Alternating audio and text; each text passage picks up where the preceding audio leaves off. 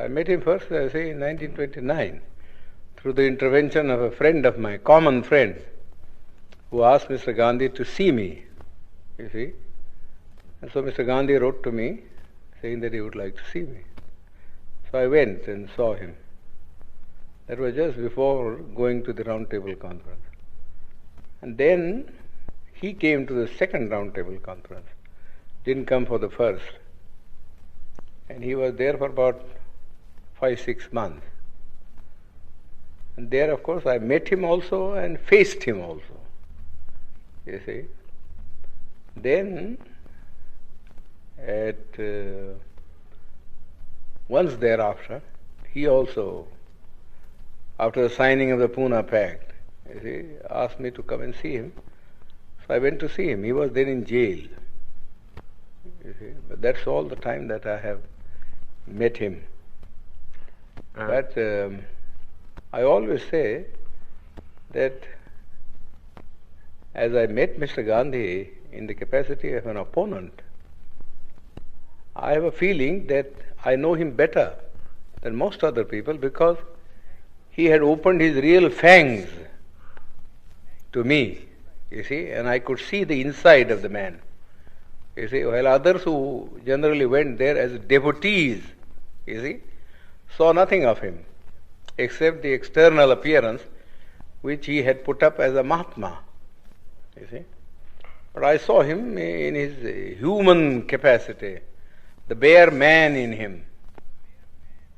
And so I say that I understand him better, you see, than most of the people who have associated themselves with him can say. So how would you sum up what you found in him? Well, I must say at the outset that I feel quite surprised, you see, at the interest which the outside world, Western world particularly, seems to be taking in Mr. Gandhi. I cannot understand that. You see. So far as India is concerned, he was, in my judgment, you see, an episode in the history of India. Never an epoch maker. Gandhi has already vanished from the memory of the people in this country. His memory is kept up because the Congress party annually, you see, gives a holiday either on his birthday or some other day connected with some event in his life, and has a celebration every year going on for 7 days in a week. Naturally, people's memory is revived. But if these artificial respirations were not given, I think Gandhi would be long, long forgotten. You don't feel then that he fundamentally changed the aspect of... Not at all. Not at all. In fact, he was all the time double dealing. He conducted 2 papers, one in English, the Harijan, you see, and before that, Young India. And in Gujarati, he conducted another paper, you see, which is called the Deenbandhu or something like that. Now, if you read the 2 papers, you will see how Mr. Gandhi was deceiving the people.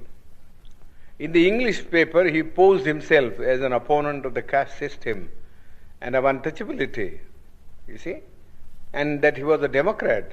But if you read his Gujarati magazine, you see, you will see him a more orthodox man. He has been supporting the caste system, the Varnashram Dharma, and all the orthodox dogmas, you see, which has kept India down, you see, all through ages. In fact, somebody ought to write Mr. Gandhi's biography by making a comparative study of the statements made by Mr. Gandhi in his Harijan and the statements made by Mr. Gandhi in this Gujarati paper. There are 7 volumes of it. You see? The people, the Western world only reads, you see, the English paper where Mr. Gandhi, in order to keep himself, you see, in the esteem of the Western people who believe in democracy, was advocating democratic ideals, you see. But you got to see also what he actually taught to the people in his vernacular paper. Nobody seems to have made any reference. All the biographies that have been written of him, you see, are based upon his Harijan, you see, and the young India, but not upon the Gujarati writings of Mr. Gandhi. Then what were his real intentions with regard to the scheduled castes in the structure? Well, he only wanted, you see, there are two things about the scheduled caste.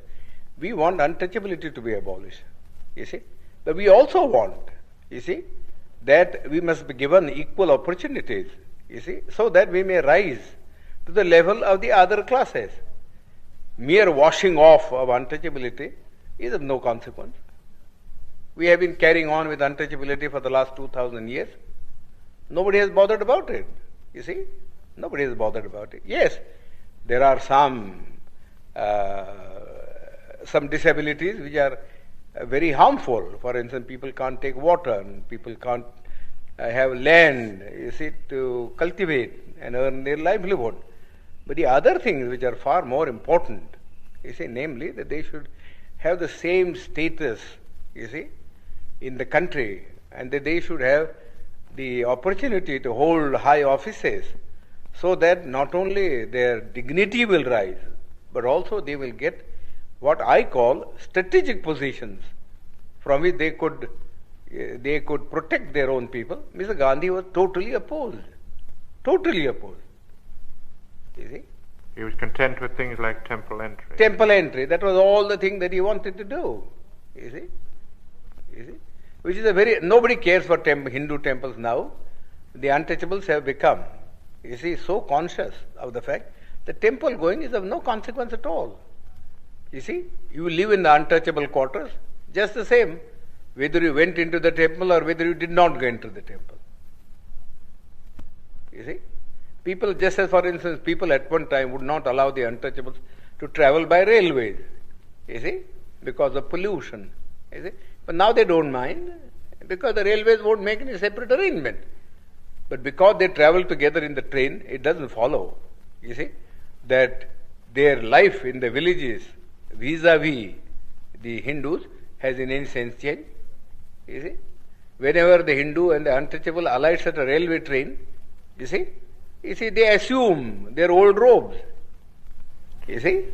So you would say Gandhi was an orthodox Hindu? Yes, he was absolutely an orthodox Hindu, you see. He was never a reformer, you see. And he has no dynamics in him, you see. All this talk about untouchability was just for the purpose of making the untouchables drawn into the Congress. That was one thing, you see. And secondly, you see, he wanted that the untouchables should not oppose his movement, you see, of Swaraj.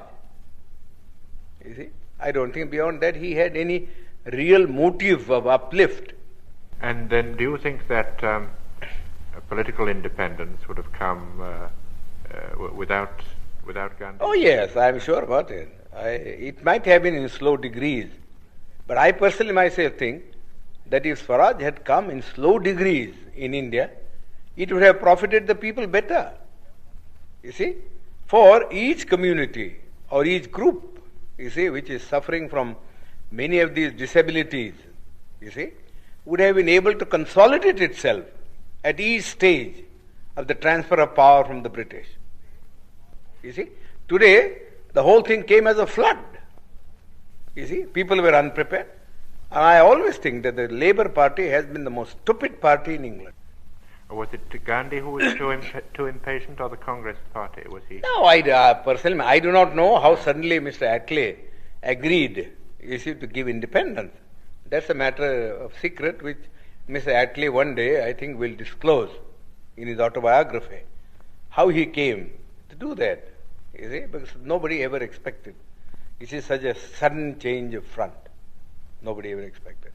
It seems to me, from the analysis that I make about it, there are two things which I think led, you see, to the Labour Party to take this decision. One is the national army that was raised by Subhash Chandra Bose. The British had been ruling this country in the firm belief that whatever may happen, you see, in this country, and whatever the politician may do, you see, they will never be able, you see, to change the loyalty of the soldier. That was the one prop on which they were carrying on their administration. Now that thing was completely dashed to pieces, you see, when they found that even the soldier was being seduced, you see, and to form a party or a battalion to blow off the British. Then I think the British came to the conclusion that if they were to rule India, the only basis on which they could rule was the maintenance of the British Army, going back to the year 1857, when the Indian soldier rebelled against the East India Company. And they found that it would never be possible for the British to supply India with enough European troops, you see, to keep their hold on it. You see, secondly, I myself think, I have no evidence, but I think the British soldier wanted the disbandment of the army immediately, so that they wanted to go to their civil jobs. You see, you know how much indignation there was at this gradual disbandment of the army, because those who were not disbanded felt that those who were disbanded were going to take their jobs. What's going to happen to them? You see, therefore they could not, you see, think of having enough of a British army to keep India down. You see, and besides they had thought, I think, thirdly, that after all, what they gained from India was commerce, and not so much the civil servant salary or the army income. They were small things, and they had better be sacrificed for the sake of keeping something which was much more profitable, namely trade and commerce. Because whether India remained independent or India accepted dominion status or something lesser than that, you see, the trade and commerce would go on just the same. I think, personally myself, I have no authority for that, but that is the way the work, the mind of the Labour Party turned. Now, casting your mind back to the Pune Pact, the Yorabda Pact, yes. Can you remember a little of what Gandhi said to you and what you said to him? Oh, I know it very well. I know it very well.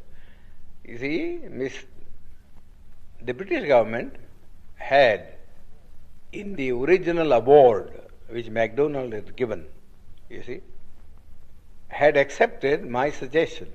I said, look here, the Hindus want, you see, that there should be a common electorate, so that there will be no separatist feeling between the scheduled caste and the Hindus. We think that if you have a common electorate, we would be submerged, you see, and the nominees of the scheduled caste who would be elected, who would be really slaves of the Hindus, not independent people. Now, I told Mr. Ramsay MacDonald that this is a sort of a thing, you see, that he might do. Give us a separate electorate, you see, give us a separate electorate, and also give us a second vote in the general election, you see, so that Gandhi cannot say that we are separated in point of election. First of all, my contention was this, that for 5 years, you see, we live separately from the Hindus, with no kind of intercourse or intercommunication, you see, of a social or a spiritual sort, you see. What can one day's cycle of participation, you see, in a common electorate do to remove this hardened crust, you see, of separatism, which has grown for centuries? It's a foolish thing to think that if two people vote together, you see, in a common polling booth, you see, that their hearts are going to change. It's nothing of the kind. Mr. Gandhi has got this madness in him. Well, let this be satisfied, you see, by this kind of a system. Give the untouchables 2 votes, you see, and give them a population representation of ratio, so that the weightage would be in terms of votes and not in terms of representatives, so that the Gandhi and others may not complain, you see. That Ramsay MacDonald accepted, You see, the award was really my suggestion. I wrote to him a letter from Naples, you see, that this is what I would like him to do, you see, so that there may be no trouble. This is exactly what he did. You see, gave us a separate electorate and also a vote in the general electorate. You see, but Gandhi didn't want that we should send our two representatives.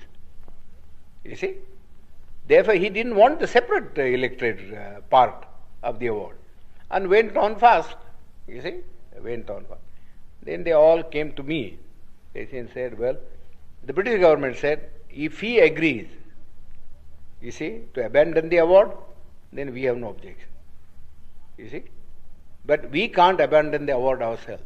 We have given the award, we have taken all things into consideration, and we think this is the basis.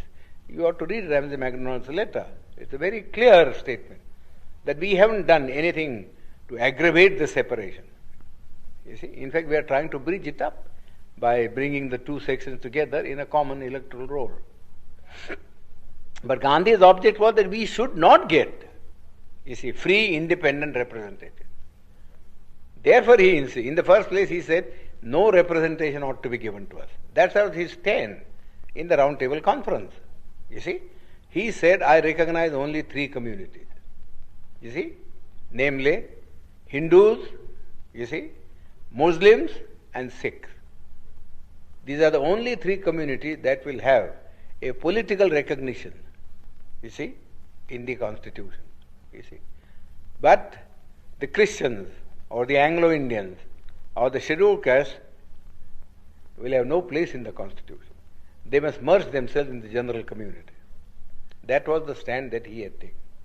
Well, all his friends, I know, you see, were asking him how foolish was his attitude.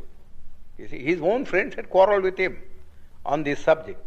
That if you are prepared to give, you see, special representation to the Sikhs and special representation to the Muslims, who are 1,000 times superior in strength, you see, and political and economic stamina, how can you deny it, you see, to the scheduled caste or to the Christian? You see, he always used to say, oh, you don't understand our problem.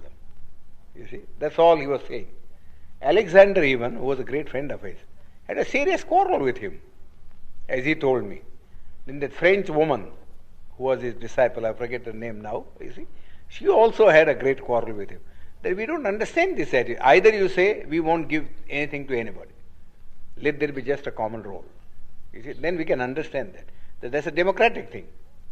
You see, but to go on saying that you will give it to the Muslims, you see, and you give it to the Sikhs, you see, but not to the scheduled caste, seems absurd. You see, he could give no answer. He could give no answer. So we suggested this method. He also didn't, in the beginning, when he wrote a letter, Ramsay, he said, no, the scheduled caste should have nothing. No representation. You see. Then his own friend said to him, this was asking for too much. You see, nobody would support you in this matter. Then Malviya and others came to me and said, well, could you not help us to solve this problem?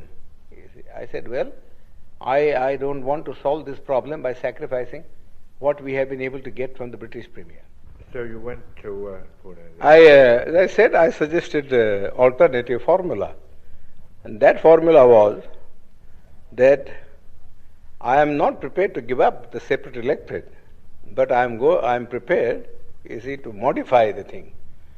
You see, in this way, namely, that the candidates who would stand in the final election on behalf of the scheduled caste should be first elected by the scheduled caste themselves. Sort of a primary election, you see, and that they should elect 4 people, you see, 4. And the 4 then should stand in the general electorate, you see, and let the best one come, you see, so that we get some assurance that you don't put up, you see, your own nominees, you see, but that we do get people who will express our voice in the parliament. That Mr. Gandhi had to accept, so he accepted that. You see, of course, we had the benefit of it only in one election, in 1937. You see, there you will see that the federation swept the poll. Gandhi was not able to get a single candidate of his party elected. Well, did he bargain very hard at the end of his fast? Oh, of course. He bargained and bargained. I said nothing doing. You see, I am prepared to save your life. You see, provided you do not make hard terms. You see, but I am not going to save your life at the cost of the life of my people. You see, this is too much. How much I have labored. You see, in all this, I know very well, and I am not going to sacrifice your whim, sacrifice our people's interest just for the sake of satisfying. Yours is a whim. You see, how can one day's common election alter the situation? Simply cannot alter the situation. Yes. So what did he say to that? He couldn't say anything. You see, he couldn't say anything. He was very much afraid, you see, that the scheduled caste would be a sort of as independent a body as the Sikhs and the Muslims were, and that the Hindus would be left alone to fight a battle against the combination of these three sections. That was what was at the back of his mind. And he didn't want the Hindus to be left without any allies. So really he worked entirely as a politician. As a politician. He was never a Mahatma, and I refuse to call him Mahatma.